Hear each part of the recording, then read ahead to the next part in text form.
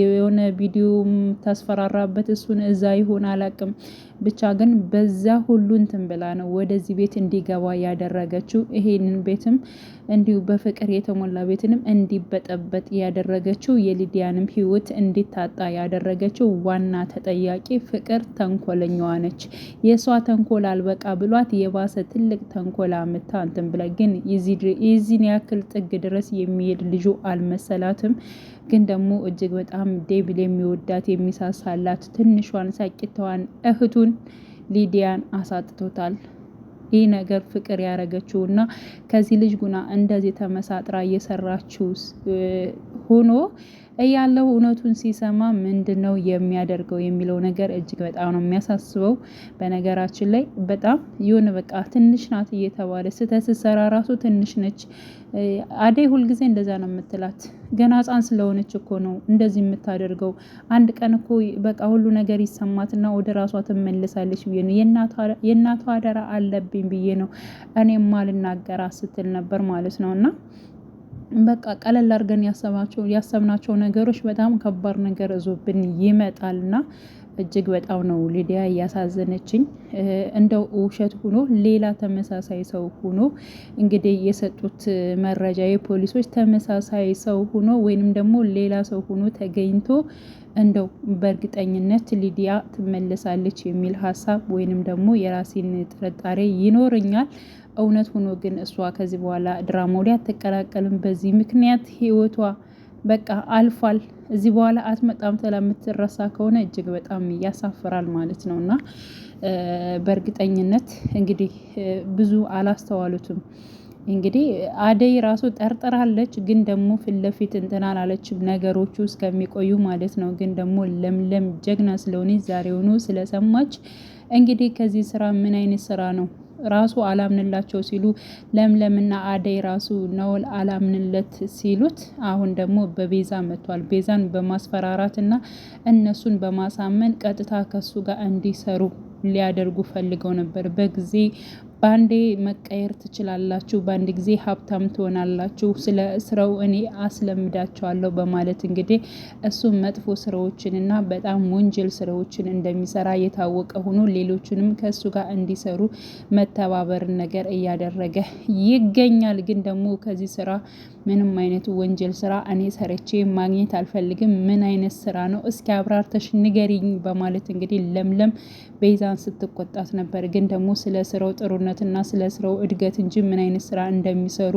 እሱ ራሱ ግልጽ አድርጎ አልነገረኝም በማለት እና ግልጽ ያልሆነልሽን ስራ ነው እንዴ አንቺ ዝም ብለሽ የምትሰሪውን ሳታቂ ገና ጥሩ ነው ገና እንደዚህ ነው ብለሽ የምትናገሪ በማለት እንግዲህ ቤዛ ላይ ራሱ ስልኳን ዝግት አድርጋባታለች። ነገሩን ያጣሩና እንግዲህ ያው አደይና እንዲሁም ለምለም አጣርተው ምን አይነት ስራ እንደሚሰራ አሁን ላይ እሷን የወሰዳትና በስራው አታሎ ከዚያ ስራ ውስጥ እንድትገባ ያደረጋት ራሱ ነው። ስለዚህ አንተ ነህ የወሰድካት ልጅቷን አንጣት ብላ አፋጣ በነበረችበት ሰዓት ነበረ እንግዲህ ኤላ ጋር ስልክ የተደውሎ እንዲሁም ደግሞ ማረፏን የሰሙት ማለት ነው። እንዲሁም እጅግ በጣም አዝነዋል። ያው በቀለም ንጉስም አብረው ከዴብ ጋር እንዲሁም ኤላ ጋር ሆኖ አብረው ሲፈልጓቸው ነበር። እኔ ያሳቀኝ ፓርት አለ በጣም ማለት ነው። ያሳቀኝ ፓርት በቀልና ንጉስ ሲሮጡ ማለት ነው። ፖሊስ አይተው ሲሮጡ አብሮ የሮጠበት ታይም ላይ ኤላ አብሯቸው የሮጠበት ታይም ላይ እንዴት እንዳሳቀኝ እነሱ ሲሮጡ እሱም ተከትሎ ሮጧል ማለት ነውና ግን ያው ሁላቸውም ተሰባስበው ግን ሊዲያን ሲፈልጓት ነበር እጅግ ደስ በሚል ሁኔታ ማለት ነውና እነዚህ ሰዎች ጥሩ ናቸው እኮ እያለ ኤላም ለዲብ ራሱ ሲናገር ነበር። እሷ ከጠፋች ጀምሮ ይኸው አብረውን እያፋለጉን ይገኛሉ በማለት እነ ፍቅርና እንዲሁም ናውል ቤዛ ከቤታቸው ንቅንቅ አላሉ። ምክንያቱም እንደሞተች ያውቃሉ እንደሌለች ስለሚያውቁ ማለት ነው። ስለዚህ ወንጀለኞች እንደውም እነሱ ናቸው ማለት ነው። ስለዚህ እነሱን ማለት መያዝ መቻል አለባቸው፣ መጋለጥ መቻል አለባቸው። ይሄ መጥፎ ስራው የእሱንም ደግሞ መገለጥ አለበት ብዬ አምናለሁኝ። እና ያው አንዱን እያጠፋ ዝም ብሎ የሚኖርበት ነገር መኖር የለበትም ብዬ አምናለሁኝ። ብቻ ግን በዛሬው ፓርት እጅግ በጣም ያሳዝናል። እንግዲህ ናኦል ለማንም ለፍቅርም አይጠቅምም፣ ለቤዛም አይጠቅምም። ምን ያክል እንደሚያስፈራራቸውና ምን ያክል ለነሱም ህይወት ራሱ አስጊ እንደሆነ እያዩት ነው። ግን ደግሞ አሳልፈው ለምን እንደማይሰጡት አላቅም። ፍቅርንም ይኸው ዛሬ ፋይል ካላጠፋሽልኝ እገልሻለሁ ብሎ እንግዲህ ጩቤ አምጥቶ በጣም ሲያስፈራራት ነበር። ቤዛንም ልክ እንደዚያው እንደ ኳስ ሲጫወትባቸው ነበር።